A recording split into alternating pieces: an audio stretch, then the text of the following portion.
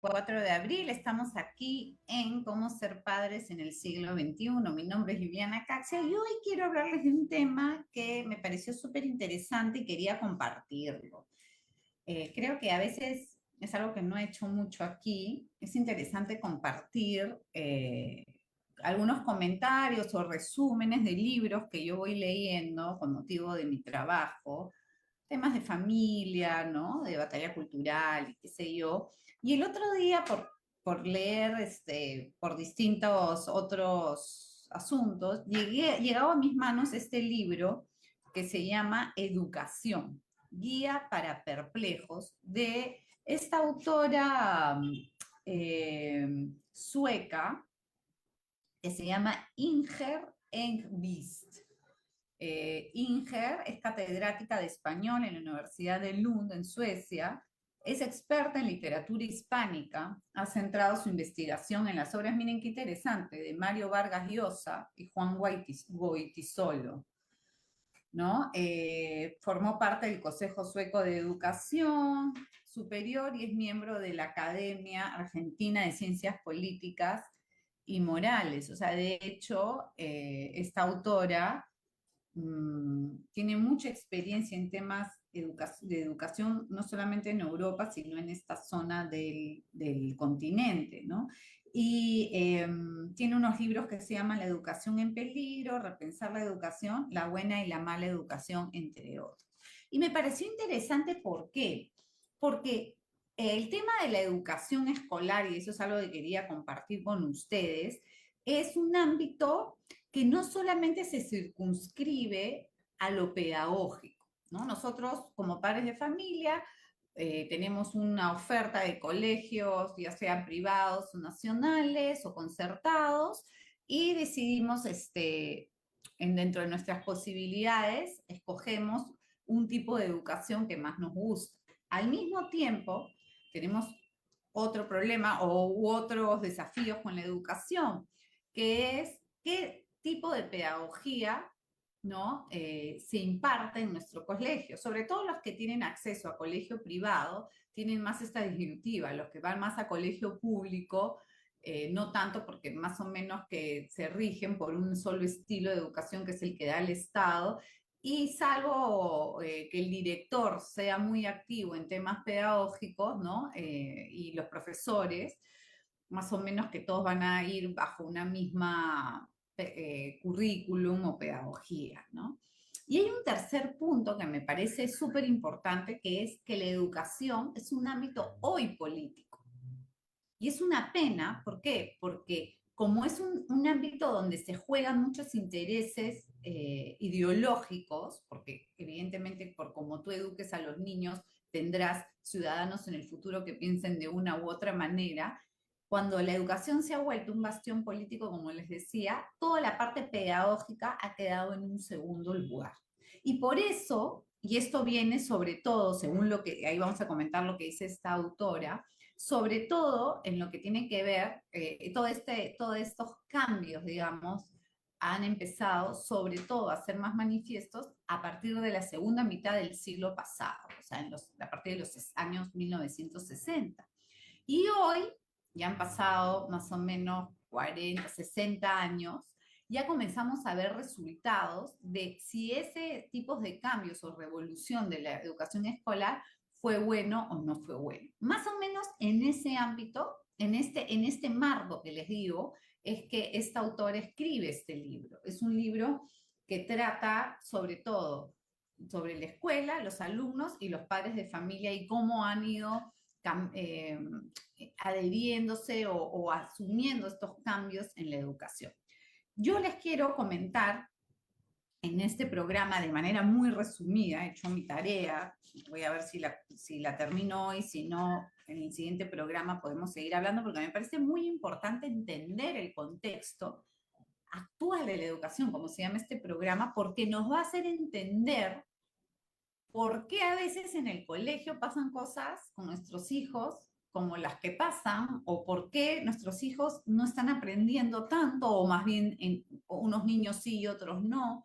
¿Por qué hay lo que tanto nos quejamos hoy, ¿no? Tanto relajo tanto como que los chicos hoy son la generación de cristal, ¿no? ¿Por qué? ¿No? Porque nosotros solamente somos responsables, los padres, de esta generación de que todo le ofende, o también tiene algo que ver cómo se va manejando la educación escolar, que como decimos, la educación, siempre decimos, la educación de un niño tiene tres pilares, ¿no? La casa, la escuela y la comunidad. Entonces, ¿qué rol está cumpliendo la escuela en hacer o personas cada vez más pensantes o más bien chicos cada vez más frágiles y débiles que salen del colegio y terminan sintiéndose víctimas del sistema, incapaces, ¿no?, de poder enfrentar los desafíos del mundo y de la vida, que por más que queramos estar en una época posmodernista donde se quiere eliminar el dolor, pues habría que eliminar la humanidad si queremos hacer algo así, ¿no?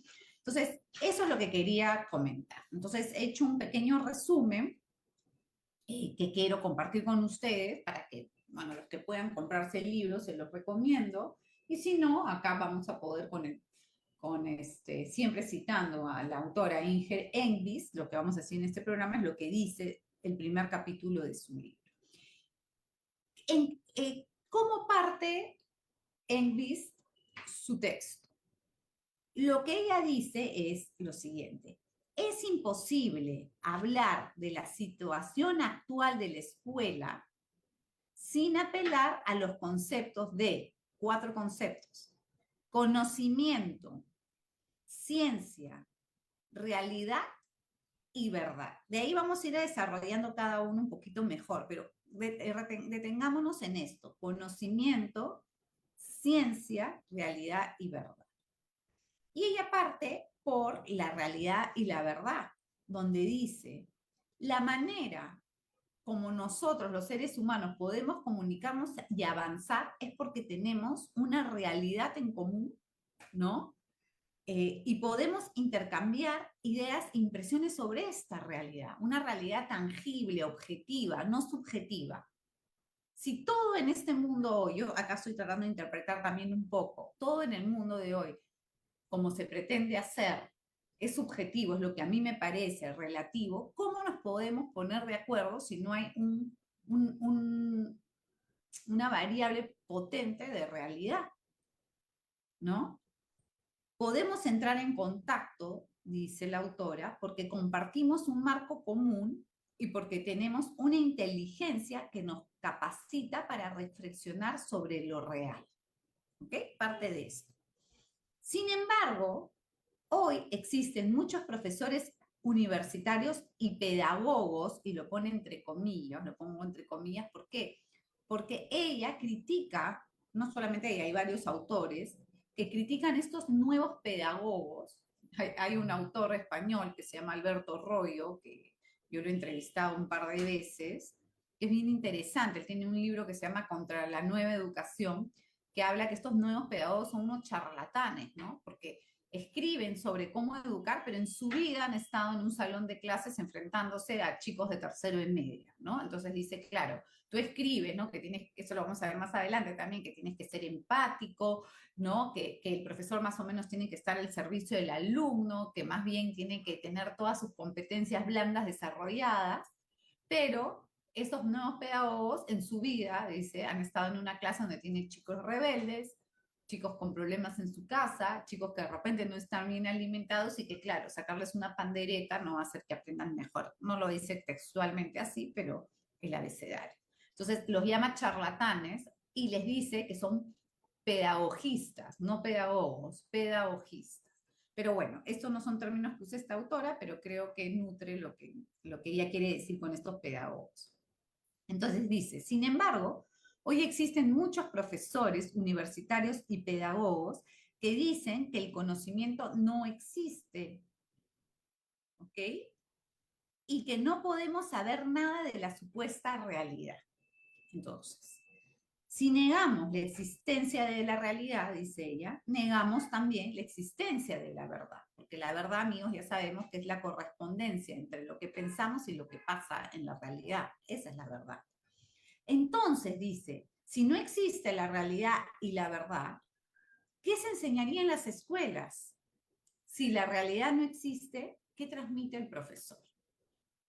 Esta postura, dice, también tiene una beta política, pues muchos la usan para decir que la escuela ha sido usada como un ámbito autoritario que solo serviría para hacer pensar que los alumnos de clase media tienen más méritos que los demás jóvenes y por eso merecen tener un acceso privilegiado a los puestos de trabajo de prestigio. Este punto es súper importante y lo desarrolla después.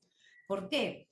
Porque políticamente muchos dicen que la escuela, como está diseñada, como estaba diseñada tradicionalmente, perpetúa, ¿no?, las brechas, porque claro, el chico que viene con mayor conocimiento de su casa, viene con un bagaje, padres cultos, leídos, más educados, siempre va a tener mayor ventaja sobre los chicos que no vienen de una realidad así. Entonces, nunca rompes esa brecha. Entonces, ¿qué hacemos? ¿Qué proponen estos pedagogos? No proponen elevar a los chicos en cultura o en intelectualidad que no tienen los mismos, digamos, puntos de partida que estos chicos, entre comillas, privilegiados, sino lo que ha hecho la escuela, que es lo que ella dice hoy, es que todos bajen. ¿Okay? Como estos chicos no pueden acceder familiarmente o económicamente o socialmente o por herencia a ciertos conocimientos que obtienen en la casa, hagamos que los chicos que sí lo tienen bajen al nivel de los que no tienen. Me parece súper sugerente y este es mi punto de vista, yo creo que ha pasado así. Y eso lo podemos ver en las aulas cuando, por ejemplo, ya no existen calificaciones donde jalan a los chicos, ¿no? En proceso, todavía no obtienen logro. No, antes, en nuestra época, te jalaban, no estudiabas, te ponían 0. Ahora, para no ofender al niño, ¿no?, o al chico, le dices que está en un proceso de conocimiento. Si mal si no me equivoco, mejor dicho, inclusive cada vez se vuelve más complicado poder apartar a un chico con problemas de conducta de la escuela o con problemas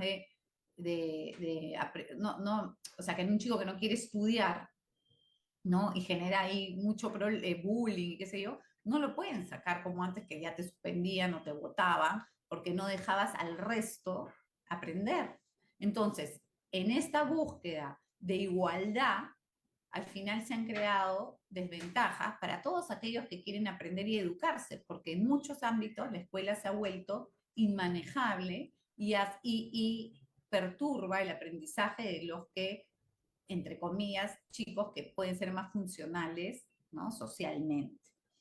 Entonces, esto es más o menos también, esto que les he dicho es lo que ella va desarrollando, ¿no? Precisamente, dice, por este tema de los privilegios, algunos pedagogos y políticos piensan que hay que limitar esos privilegios haciendo que el acceso a la educación esté abierto en todo momento y no se vea influido por los conocimientos previos de los alumnos. Estas personas que no tienen fe en la capacidad de adquisición de conocimientos para enriquecer al alumno y para ayudarlo a comprender el mundo, ¿no?, desvían la discusión desde el aprendizaje, en el que de cualquier modo no creen, hacia el uso social de los certificados escolares. Entonces, como es más o menos el perro del hortelano, ¿no? Ni come ni deja comer. Como hay unos que no pueden aprender, entonces que no aprenda nadie. Y finalmente las consecuencias son claras de lo que sucede en una sociedad en que no hay personas preparadas, ¿no? Desde esta postura, dice Inger Enquist, se desarrollan toda esta serie de nuevas pedagogías que están basadas en la teoría que se ha venido llamando constructivismo o construccionismo. Entonces, ella atribuye que todas estas nuevas pedagogías están basadas en esta teoría constructivista. Y que más o menos algunas líneas, ¿no?, sobre qué es los aspectos pedagógicos de esta corriente que empieza en la segunda mitad del siglo XX.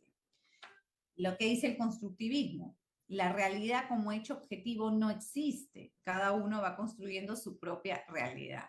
Le suena parecido al género, ¿no? El género es una conducta constructivista. Y amigos, y acá yo metiendo siempre mi precisión, porque a mí me gusta hablar con lo que pasa en nuestro país, en el Perú, el enfoque de la educación planteada en el currículum de educación es constructivista, y lo dicen explícitamente. También, por ejemplo, cuando leen, que ya hace muchos años, ya lo hemos revisado aquí, la guía para docentes para educar en educación sexual, dicen que el enfoque es constructivista, porque la sexualidad para ellos, el ser humano se construye, la realidad no importa, se construye. Entonces, evidentemente, el enfoque constructivista ha sido el caldo de cultivo perfecto para que cuaje un enfoque como el del género, ¿no? Dicen los constructivistas que todo conocimiento es una creencia, que todo saber está impregnado de subjetividad. Esto es súper interesante como lo plantea Enquist. ¿Por qué? Porque si todo realidad, o sea, si todo conocimiento es subjetivista, ¿no? Un profesor, un contenido en internet o estos famosos métodos pedagógicos donde el chico tiene que investigar, ¿no? Por sí mismo para generar su propio aprendizaje, también estaría plagado de subjetivismo. Entonces, nunca los chicos podrían tener la certeza de que están aprendiendo algo verdadero. Porque si todo está plagado de subjetivismo, no existe ninguna realidad o ninguna verdad. Entonces, ¿qué importa lo que vaya a aprender si no estoy seguro de que sea cierto, ¿no? Entonces, y yo aquí ya me atrevo también a intersectar con estas corrientes, con estos libros o estas teorías de que vivimos en una sociedad líquida y fluida, donde no hay ninguna certeza, no hay nada sólido. Dios, ni hablemos de Dios, porque ya Dios ya no está ni siquiera en el pensamiento de estos pedagogos, ¿no? Nada en los cuales los chicos puedan tener como referencia y decir, ay, acá hay algo que me dice que esto es bueno, perdón, esto es verdadero, por lo tanto es bueno, ¿no? Y yo me voy a guiar por eso. Bueno, amigos, ya se acabó el primer bloque y no ha avanzado ni siquiera una página, así que vamos avanzando en este corte y volvemos en el segundo bloque con lo que sigue. En cómo ser padres en el siglo XXI. Soy Juliana Cacha y estamos hablando sobre el contexto actual de la educación basándonos en el libro de Inger Engels. Bueno, decíamos que estos nuevos pedagogos, ¿no? Proponen, y muchos colegios han tomado esta pedagogía, que los alumnos organicen su propia jornada de aprendizaje. No sé si ustedes han escuchado de esto, estas propuestas que atraen muchísimo, ¿no? Atraen muchísimo. Esto, oye, es increíble este colegio porque los chicos aprenden de acuerdo a sus propios intereses. Bueno, más adelante en el libro, que ya no es parte de este capítulo, ella lo trata y varios educadores también, que el niño no tiene la capacidad, por la edad que tiene, ¿no? De ellos decir por qué camino es el mejor para mí para aprender. Porque claro, un niño de 3 4 5 6 años no necesariamente, o en la mayoría de los casos, no va a saber exactamente cuál es la ruta mejor para su aprendizaje. Y por tanto, el maestro y el profesor es la persona preparada para indicar, ¿no? Obviamente hay todo un sistema de currículum, de edades, y qué sé yo, ¿no? Pero es el profesor el que le va a indicar al chico, oye, tú a esta edad, antes de querer investigar sobre la luna, tienes que saber que existe el cielo, por poner un ejemplo simple. O antes de querer investigar, ¿no? Sobre, no sé, los dinosaurios, vas a tener que aprender otro tipo de cosas. Entonces, el maestro o el profesor en esta propuesta pedagógica, como dice esta autora, se convierte más que nada en, no sé, en un títere del niño, ¿no? Da igual cuánta preparación tenga el maestro, no, porque los conocimientos del maestro no van a ser relevantes para este aprendizaje del niño. Entonces dice, la primera contradicción sobre esto dice es, ¿por qué debería ser un buen método de estudio que los alumnos busquen información, cada uno por su cuenta, tal como proponen, si la información que van a encontrar está a su vez caracterizada por la subjetividad del autor que la ha elaborado? Dicen que educan en objetividad porque ponen lo positivo. A eso me pareció súper interesante. Eso quiero detenerme aquí. Un poco, disculpen si voy así un poco trabándome, lo que pasa es que como le digo, he hecho un resumen. Entonces, el punto anterior es cómo los chicos van a buscar la verdad si la verdad no existe, ¿no? ¿Cómo les vamos a dejar a ellos manejar su propia educación en edades más tempranas si los chicos ni siquiera tienen el criterio para saber qué tipo de información es la verdadera o la falsa, y es más, bajo las propuestas de estos pedagogos ni siquiera existe una información verdadera. Luego, dice el construccionistas, o sea, estos pedagogos constructivistas, dicen que educan en objetividad. Esto me pareció súper interesante, inclusive cuando hablamos de noticias y tal, ¿no? Toda la información que se comparte, dice.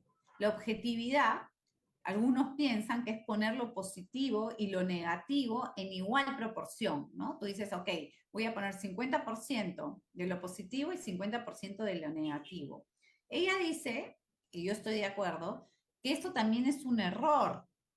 ¿Por qué? Porque lo objetivo es describir lo bueno y lo malo según las proporciones que corresponden a la realidad. Porque hay realidades que no son 50% buenas y 50% malas. O hay situaciones que no interesan las opiniones. Hay una realidad. Si una persona asesina a otra, es un hecho objetivo. Uno no va a opinar 50% a favor de que está bien y el 50% a favor de que está mal. Si haces un análisis histórico del nazismo, para ser objetivo, no vas a poner 50% de opiniones positivas de si estuvo bien o no el régimen nazi y 50% no, que si estuvo mal. Entonces la objetividad, como se busca en el construccionismo, también ella dice que está nada. Otro punto que ella habla es sobre la investigación, que va un poco de la mano de lo que hablábamos. Dice, la ligereza con la que se dice que la verdad no existe es paralela a la ligereza con lo que algunos pedagogos llaman investigación, a la realización de tareas muy simples entre los alumnos de primaria. Es lo que les decía, estos sistemas, estas propuestas educativas donde dice el chico investiga por sí mismo. Lo que dice la verdadera investigación, la verdadera, es larga, exige una preparación cuidadosa, consiste en formularse preguntas y no hay garantías de éxito. Lo que los nuevos pedagogos llaman investigación es que los niños busquen un dato en Internet. Hablar de investigación en este caso es una corrupción de las palabras por afán de igualar a los niños con los adultos y a los no investigadores con los investigadores, algo que es supuestamente democrático. Esto va en la línea de querer igualar a todos hacia abajo. Entonces, hay algunas personas, evidentemente, señores, un investigador riguroso, académico, no es igual, pues, la investigación que hace él que lo que puede hacer un estudiante secundario o primaria. Por eso es que uno se va formando y preparando.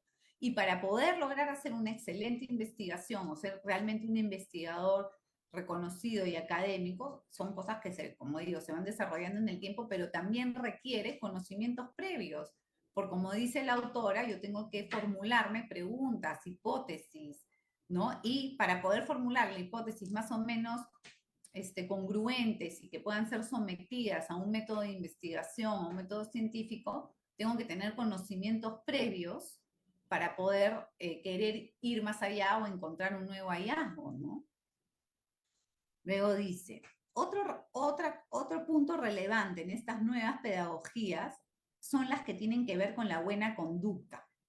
Tradicionalmente, dice ella, para exigir una buena conducta, la escuela se apoyaba en las leyes del Estado, en el respeto por los adultos, en el respeto por el trabajo intelectual, que exige esfuerzo y honestidad, y en los preceptos de la religión.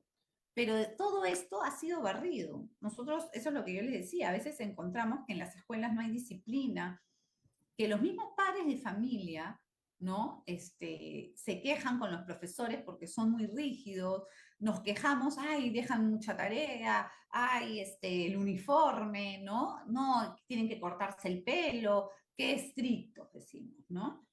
Pero todo esto ha sido barrido, dice ella, y en su sustitución se propugna una nueva base, valores de convivencia. Hemos escuchado eso, ¿no? Los valores de convivencia, ya no hablamos de disciplina, de conducta.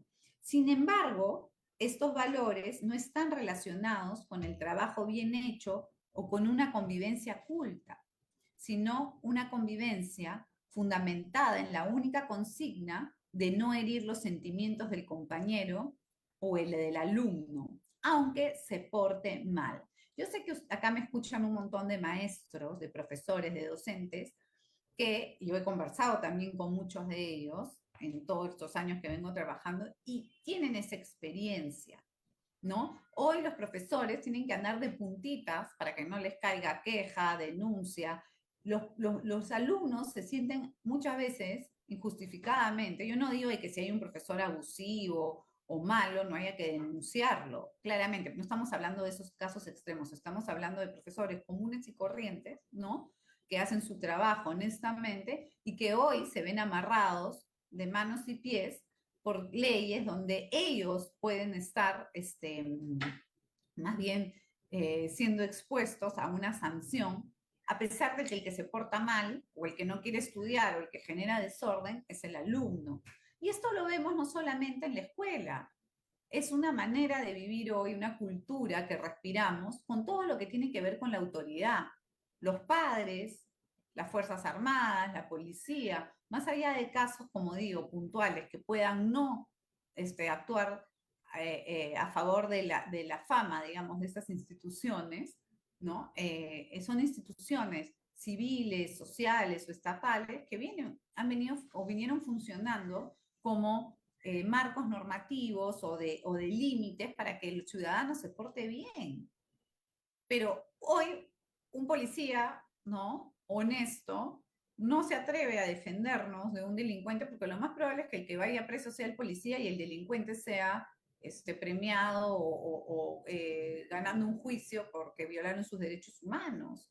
Los padres de familia somos sometidos diariamente a intentos de normas y leyes o leyes efectivas o normas efectivas en las cuales violentan nuestra patria potestad, pretendiendo sacarnos del juego de la decisión, de decisiones que tienen que ver con la educación de nuestros hijos. Y eso es muy claro, y en unos programas que vengan vamos a verlo, por ejemplo, con estos proyectos de ley donde se oponen a que los padres de familia nos opongamos a que nuestros hijos reciban cierta educación de índole sexual que no está de acuerdo con nuestros valores.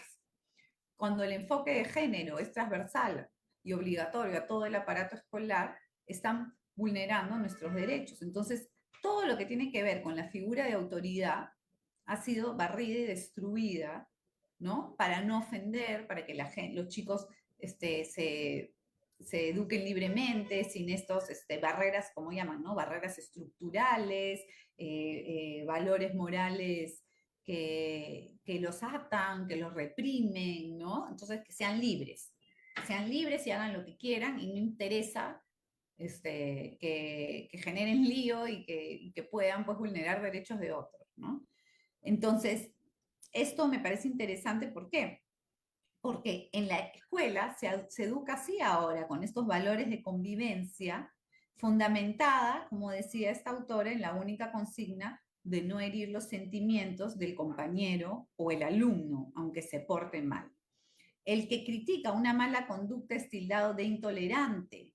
Así, la mayoría de los alumnos y profesores terminan siendo víctimas de los alumnos que no quieren aprender. El Estado debería permitir que se intervenga contra los alumnos que no aceptan las reglas de conducta para que no destruyan los posibles logros del grupo, porque esto es algo que hay que entender. Ya, yo no te ofendo a ti, pero con tu conducta, ¿no? Tu derecho de no ser ofendido, pero con tu mala conducta, haces que el resto no pueda ejercer su derecho a la educación, a estar en un lugar seguro, en un ámbito tranquilo para poder aprender. Es perverso, dice la autora, hablar de inclusión cuando se mantiene en la escuela a unos alumnos que la destruyen. Y con eso acaba, digamos, el subcapítulo primero de este capítulo, que se llama La realidad y la verdad. En la segunda parte de este capítulo habla luego de la educación colectivista o educación personal, así se llama el subtítulo. Entonces dice, si el profesor ya no debe transmitir conocimientos porque la verdad no existe, ¿no? Y tampoco pues, puede poner límites, ¿cuál es su rol? Algunos datos de contexto nos da. Dice, como la educación es para mantener, entre comillas, privilegios, la educación no debería concebirse ya como una batalla individual con conceptos y manuales, sino como algo que algunos estudiantes adquirirían casi sin esfuerzo de su parte. ¿Ok? Y la segunda dato de contexto es, en consecuencia, con esto, como ya no hay que permitir que la escuela sea un lugar de privilegios, los políticos tomaron dos medidas. Bajaron las exigencias y multiplicaron la inversión en el sistema educativo. O sea, te exijo menos y gasto más en el colegio. ¿Pero para qué? Para pasar la prueba PISA, ¿no? Para pasar ciertas pruebas. Pero, ¿qué ha pasado? Los sociólogos hoy están desconcertados. Los resultados de esta famosa prueba PISA, publicada cada 3 años desde el año 2000, muestran que no existe una relación automática entre invertir más y obtener mejores resultados. Nos vamos a una pausa y volvemos en el tercer bloque de cómo ser padres en el siglo XXI. Estamos hablando del contexto actual de la educación y nos habíamos quedado en el bloque anterior sobre los resultados de las pruebas que son desconcertantes porque no están dando esos resultados, entre comillas, maravillosos que se esperaban. Pero ¿qué pasó entonces con los profesores? Dice ella. En la educación tradicional se veía a los profesores como un grupo profesional importante, necesario para reproducir y desarrollar el nivel cultural e intelectual de la sociedad. Pero desde la segunda mitad del siglo XX se ven a los profesores como un grupo burgués que obstaculiza la reforma escolar. Se buscó que los profesores cambiaran su manera de enseñar, dando énfasis al trabajo en grupo o individual y al uso de la tecnología.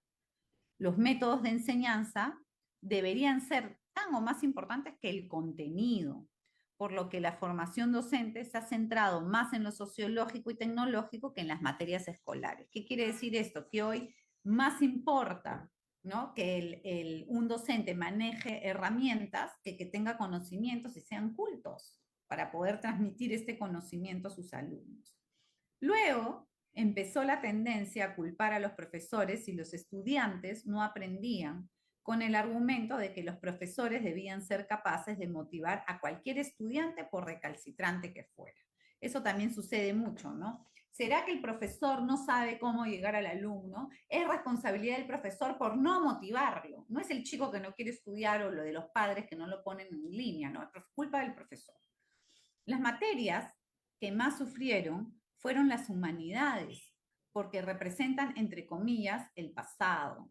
La historia, en mayor o menor grado, desapareció del currículo porque supuestamente el pasado no tiene nada que enseñar a los jóvenes de hoy, siendo sustituida por las ciencias sociales enfocadas en el presente o el futuro inmediato.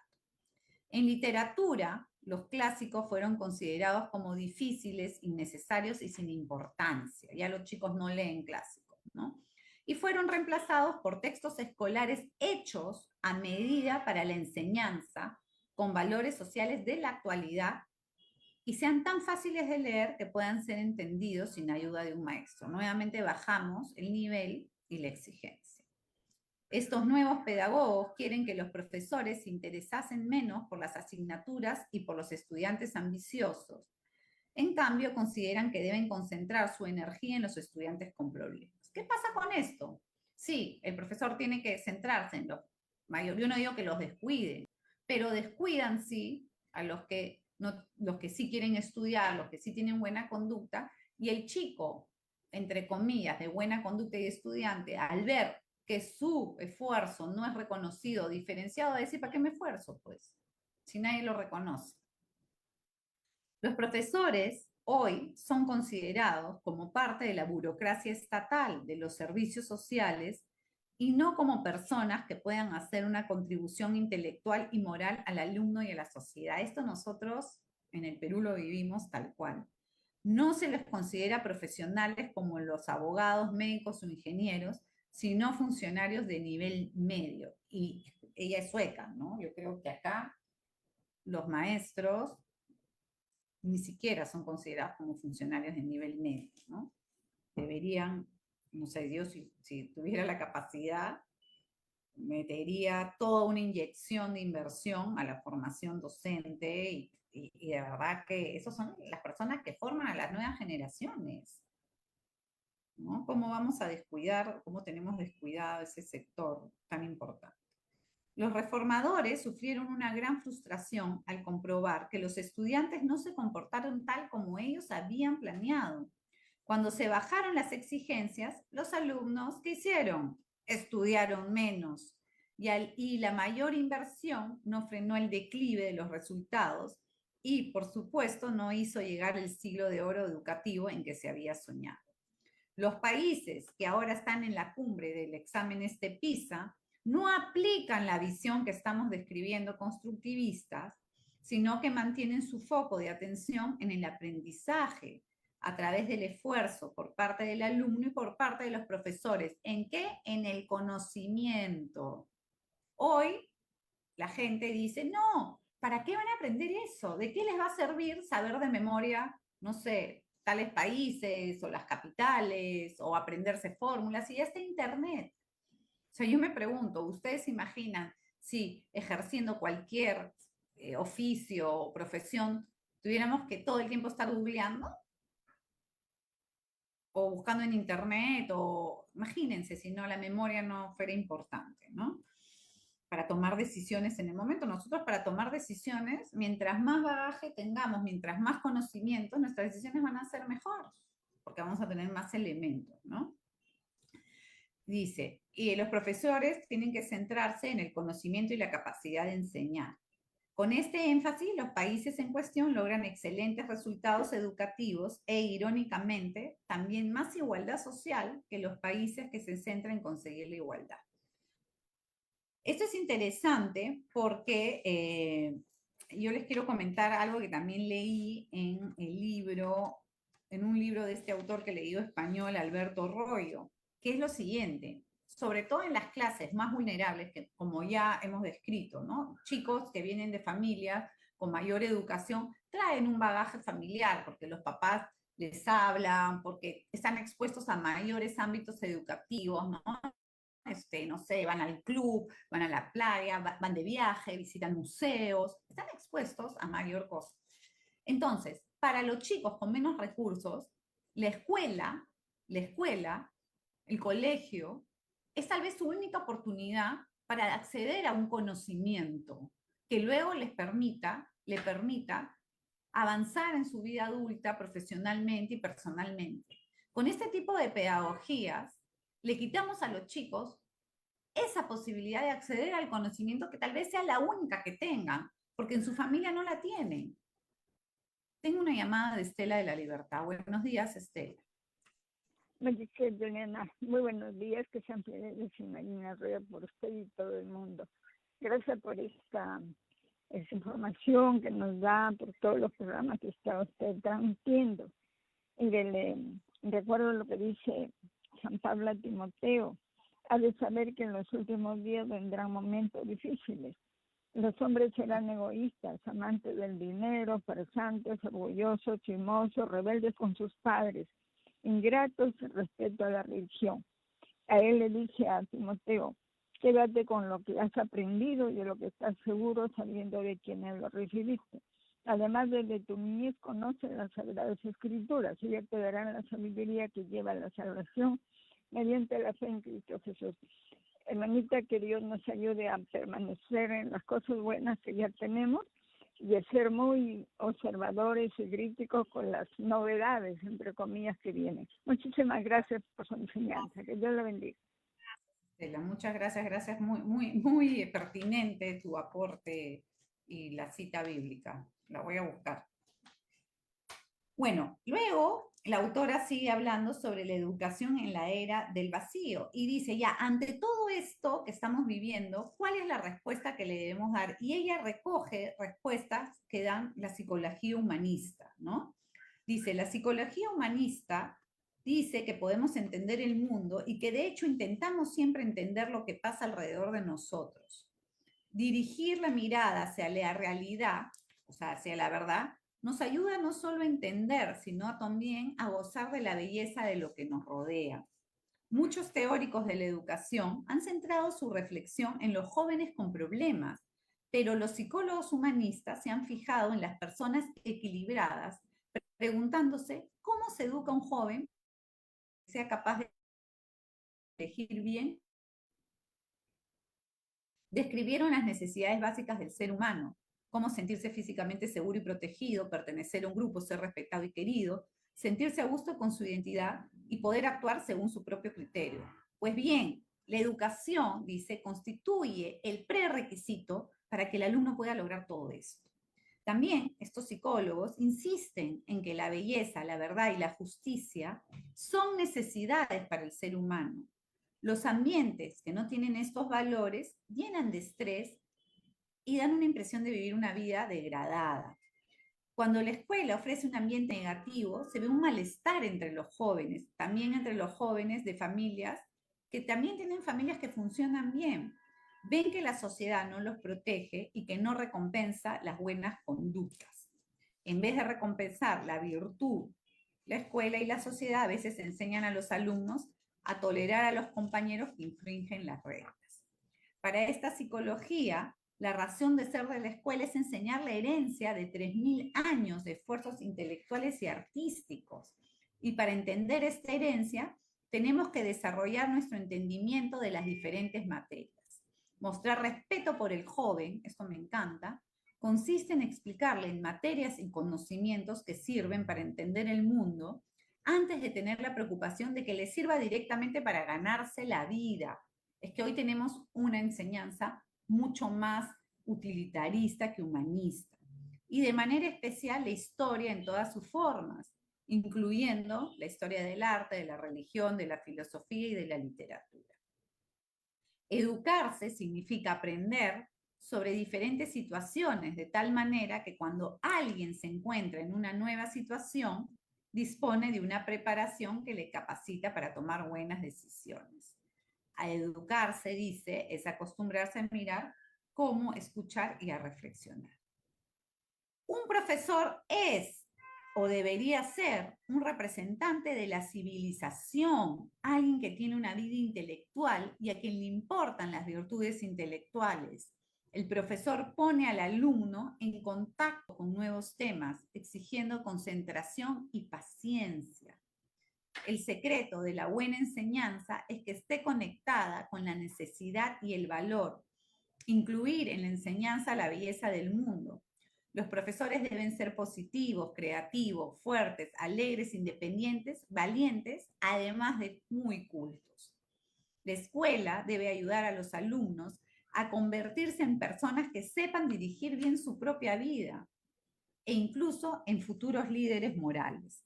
Para lograr esto, los jóvenes necesitan conocimientos ordenados, metas claras y retroalimentación.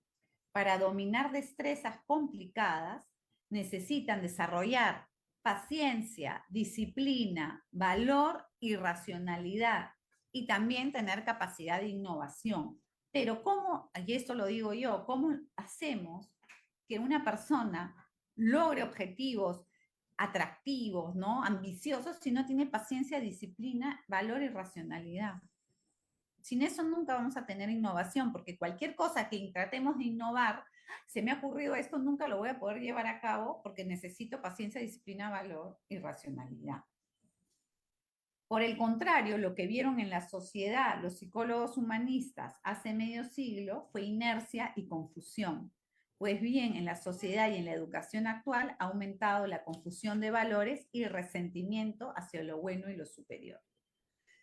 Estudiando personas extraordinarias, aquellos psicólogos observaron que las personas psicológicamente sanas resultan tener también un alto nivel en sus funciones cognitivas y de percepción, así como un fuerte sentido del bien y del mal. Esto me parece muy importante porque hoy nos enseña el bien y el mal. La conexión entre estos factores es que una vez comprobada la verdad de un dato, la persona puede basar su actuación en lo que sabe que es verdadero. Lo que les decía al comienzo, cómo nosotros podemos avanzar en la vida sin no tener certeza de lo verdadero. La idea de la creatividad que tienen los psicólogos humanistas está bien lejos del rechazo al estudio y al esfuerzo concentrado. Más bien defienden que la creatividad se basa en periodos largos de trabajo duro, para hacerse con los conocimientos y las experiencias que después permitirán a las personas más creativas hacer un trabajo real. La educación de hoy casi nunca habla del alumno como persona, ni tampoco habla de los ideales de la educación, sino habla de estadísticas. Eso me parece muy duro, pero muy cierto. Para los nuevos pedagogos, nosotros, nuestros niños son estadísticas. Si respetamos a la persona humana, si pensamos que el ser humano tiene voluntad propia y puede establecer metas en su vida, entonces la educación debe invitar a los jóvenes a aprender todo lo posible para poder convertirse en las personas que quieren ser de adultos. Esto es muy bonito porque rescata nuestro espíritu de trascendencia, nuestro espíritu de querer hacer cosas bien.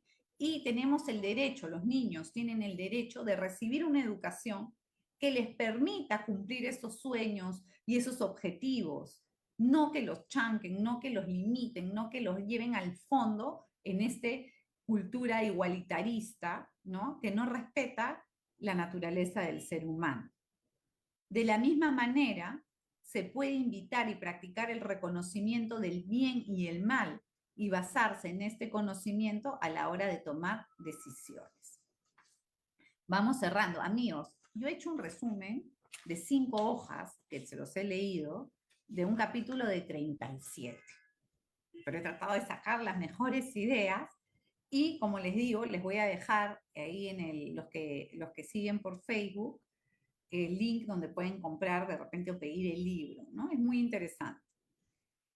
Si queremos que nuestros hijos vivan vidas honradas y que sean adultos adornados de virtudes, necesitamos una enseñanza ética explícita.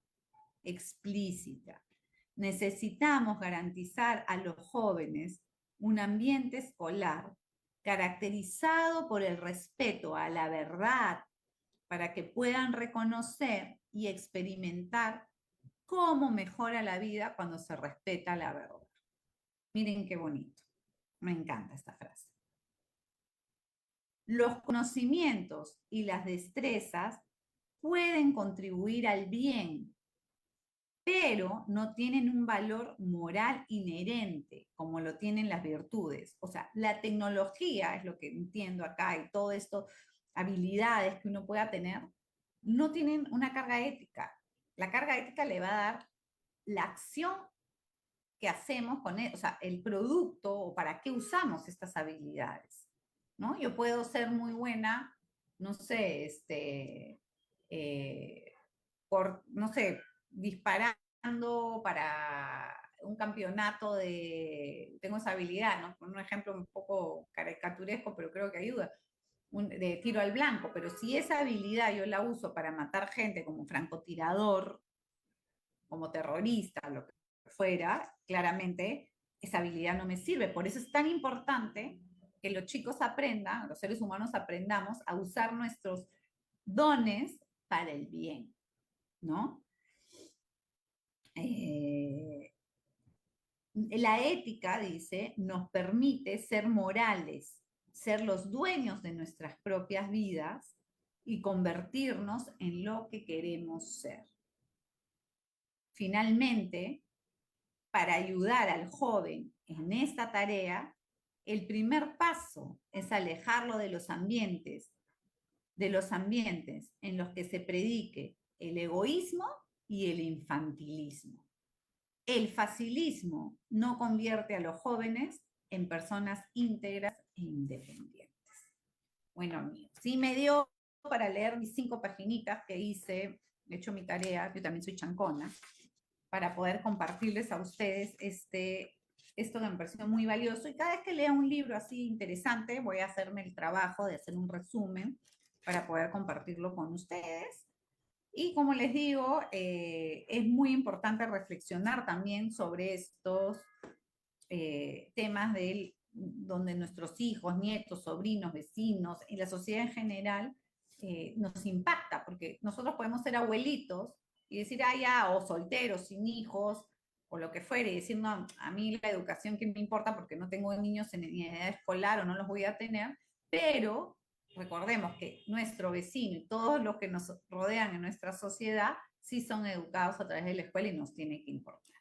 Bueno, amigos, me tengo que ir, les agradezco mucho su atención y Dios mediante, nos escuchamos y nos vemos el próximo miércoles aquí en Cómo ser padres en el siglo XXI por Radio María Perú.